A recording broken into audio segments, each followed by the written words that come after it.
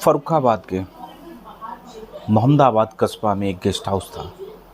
उस guest house में एक परिवार अपनी बच्ची के साथ जाता है और उस शादी में शिरकत करता है, सम्मिलित होता है। बहुत खुश होते हैं सभी लोग। जब सभी लोग खुशियां मना रहे होते हैं, उसी बीच वो एक 4 साल की बच्ची गायब हो जाती है। उसके गायब होने के बाद उसके माता पिता को खबर लगती है, तो उस बच्ची को ढूंढते हैं, खोजते हैं, लेकिन वो बच्ची का कहीं अता पता नहीं होता है। पूरा गेस्ट हाउस छान मारते हैं, लेकिन बच्ची वहाँ पे नहीं मिलती है। अब माता पिता की हालत ख़राब हो जाती है। वो घबरा जाते हैं कि पूरे गेस्ट हाउस में देख लिया, मेरी 4 साल की मुन्नी, मेरी गुड़िया कहाँ है। तो नमस्कार, आदाब, सत श्री अकाल। मैं हूँ नितिन सिंह यादव, नितिन का सफ़र चैनल से। 12 जुलाई की रात को एक परिवार अपनी 4 साल की बच्ची के साथ एक समारोह में जाने के लिए तैयारियां कर रहे होते हैं। ऐसी तैयारियां कि उनकी 4 साल की बच्ची, उसको पता चलता है कि मैं शादी में जा रही हूं, तो बहुत खुश होती है। उसके लिए नए कपड़े लाए जाते हैं। वो नए कपड़ों को देखकर उसका मन जो है ना, प्रफुल्लित हो उठता है। इतनी खुश होती है कि उसके माता पिता उसको देखकर भी बहुत खुश हो जाते हैं। बच्चों को तो वैसे भी बाहर घूमना फिरना अच्छा लगता है, और शादियों की तो बात निराली है। वहाँ पे तो बहुत खुश होते हैं, क्योंकि गाने, म्यूज़िक होता है और बहुत से लोग आते हैं और भी बच्चे आते हैं। उनको देखकर बच्चे बहुत खुश होते हैं। तो वही खुशी उस नन्ही सी 4 साल की गुड़िया को थी।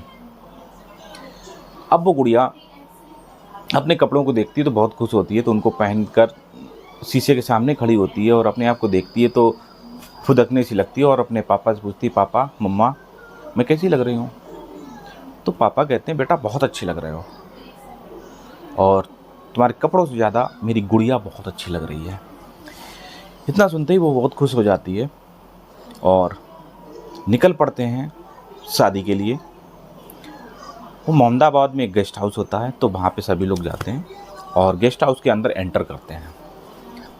एंटर करने के बाद गुड़िया के मम्मी पापा जो हैं अपने दोस्तों से मिलने लगते हैं, जिसकी शादी थी उसको बधाइयाँ देने लगते हैं, और इधर उधर अपने नाते रिश्तेदार, अपने जान पहचान वालों से बातें करने लगते हैं। काफ़ी भीड़ हो चुकी थी गेस्ट हाउस में, खाना पीना चालू हो चुका था, म्यूज़िक बज रहा था। तो इसी बीच ऐसा होता है कि वो बच्ची अपनी माँ का हाथ छुड़ाती है और घूमने निकल जाती है। माँ इस बात पे ध्यान नहीं देती है और वो अपने मशगूल रहती हैं अपनी बातों में। उन्होंने भी सोचा, कहाँ ये बच्ची, छोटी बच्ची है, कहाँ जाएगी, यहीं पे होगी, किसको क्या पता था आगे क्या होने वाला है। अब होता ये है कि वो बच्ची हाथ छुड़ाकर अपना घूमने लगती है, इधर उधर देखती है, और बच्चों के छोटे छोटे और भी बच्चे थे, उनके साथ खेलने लगती है। और इधर उसके मम्मी पापा जो हैं वो अपने नाते रिश्तेदारों में थोड़ा बिजी होते हैं। जब उनको होश आता है कि अभी खाना खाना है, तो होश आता है, तो होश आते ही उनके होश उड़ जाते हैं, क्योंकि वो बच्ची उनके पास नहीं थी। अब उस बच्ची को वो खोजते हैं, अपने नाते रिश्तेदारों को बोलते हैं, मित्रों को बोलते हैं, तो वो सभी लोग उस बच्ची को खोजते हैं। हलवाइयों से पूछते हैं, वहाँ काम करने वाले लोग होते हैं, उनसे पूछते हैं, लेकिन उस बच्ची का पूरे गेस्ट हाउस में कोई नामो निशान नहीं था, और कहीं भी पता नहीं चल सका कि वो बच्ची कहाँ पे है। अब सब लोग घबरा जाते हैं, मम्मी पापा की हालत ख़राब हो जाती है। अब वो गेस्ट हाउस के बाहर आते हैं। अब बाहर देखते हैं, बाहर भी कहीं वो 4 साल की बच्ची नहीं मिलती है। माता पिता की हालत ख़राब हो जाती है और वो बदहवास हो जाते हैं। एक छोटी सी नन्ही सी 4 साल की बच्ची जो कि गेस्ट हाउस से गायब हो चुकी थी। सब लोग बहुत परेशान थे कि अब क्या किया जाए। तो फिर वो गेस्ट हाउस के आसपास चारों तरफ बच्ची को खोजने लगते हैं। अब जब बच्ची को खोजते हैं तो देखते हैं कि एक खेत में बिल्कुल अंधेरे में रोने चीखने की आवाज़ आ रही है। कोई बच्ची तड़प रही है, चिल्ला रही है, मम्मी मम्मी, पापा पापा मुझे बचा लो, मम्मी पापा मुझे बचा लो। इस तरीके की बहुत ही गमगीन, दर्दनाक आवाज़ आती है कि लोगों का जो सुनते उनका कलेजा फट जाए। पूरे शरीर में सिहरन सी दौड़ गई उन लोगों के। जिसने भी उसकी आवाज़ सुनी सियरन दौड़ गई। तो भाग के जाते हैं, वो बच्ची उनको मम्मी पापा को देखती तो उनसे चिपट जाती है। उसका शरीर निढाल हो चुका था, शरीर में कोई दम नहीं रह गई थी, बस चिल्लाए जा रही थी, मम्मी मम्मी पापा मुझे बचा लो, मुझे बचा लो। इतनी दर्दनाक हृदय विदारक घटना, जिसको मैं कैसे सुना रहा हूँ मैं जानता हूँ। आप वो बच्ची, मम्मी जो है उसको अपने आंचल से लगा लेती हैं, थोड़ा रोशनी में आते हैं तो देखते हैं तो उनकी हालत बहुत ख़राब हो जाती है। सब एकदम से बदहवास हो जाते हैं उसको देख के, बच्ची को देख के। सबके सिरन दौड़ जाती है, क्योंकि बच्ची के पूरे शरीर पे खरोंचें पड़ी थी। एक 4 साल की बच्ची के शरीर पे खरोंचें पड़ी थी, घाव थे, बाल बिखरे हुए थे। और जब गौर से देखते हैं तो उसके प्राइवेट पार्ट्स में खून बह रहा था। अब सबको अंदाज़ा हो गया था इस बच्ची के साथ गलत काम किया गया है। उसके माता पिता की हालत ख़राब हो जाती। बच्ची जो है उसकी हालत नाजुक थी। कौन कर सकता है ये ऐसा?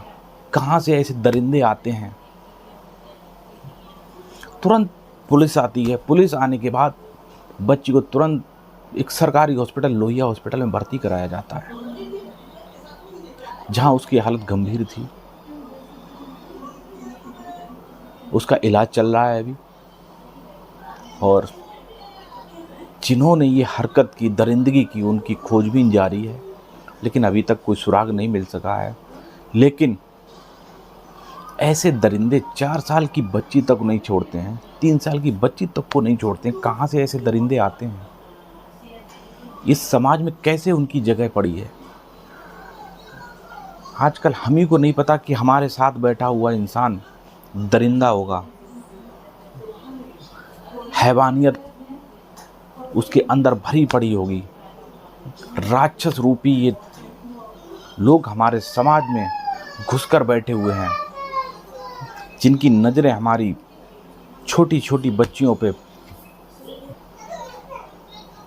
आप लोग सतर्क रहिए, सुरक्षित रहिए और अपने छोटे छोटे बच्चे जो है उनको सुरक्षित रखिए।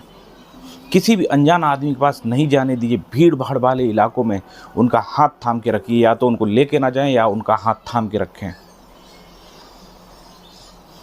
अपने बच्चों को कभी अकेला ना छोड़ें, क्योंकि कभी भी कहीं भी घटना घटित हो सकती है। क्योंकि आप नहीं जानते आपके साथ जो इंसान है वो कैसा है। क्या वही दरिंदा है जो आपकी बेटी पे नज़र रखे हुए है? 4 साल के बच्चों तक पे नज़र रखे हुए हैं।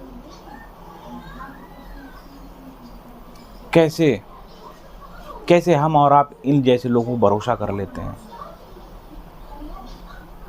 अपने बच्चों को शिक्षित कीजिए, उन्हें जागरूक कीजिए, उन्हें बताइए कि माता पिता के अलावा आप कहीं ना जाएं, किसी के साथ ज़्यादा देर ना बैठें, ना ही अपने बच्चों को किसी के घर भेजें, ना ही कहीं रुकने के लिए बोलें। क्योंकि आज का माहौल कलयुगी है और इस कलयुग में किसी का भरोसा नहीं। कब कौन क्या कर सकता है, किसी का भरोसा नहीं। इसलिए अपने बच्चों का, अपने परिवार का आप लोग ख्याल रखिए, स्वस्थ रहिए, मस्त रहिए और आखिरी बात, सतर्क रहिए। क्योंकि आप सतर्क रहेंगे तभी आप और आपके बच्चे और आपका परिवार सुरक्षित रहेगा। अगर आपको हमारी कहानी अच्छी लगी हो तो हमारे चैनल को आप लाइक और सब्सक्राइब ज़रूर करें, क्योंकि ये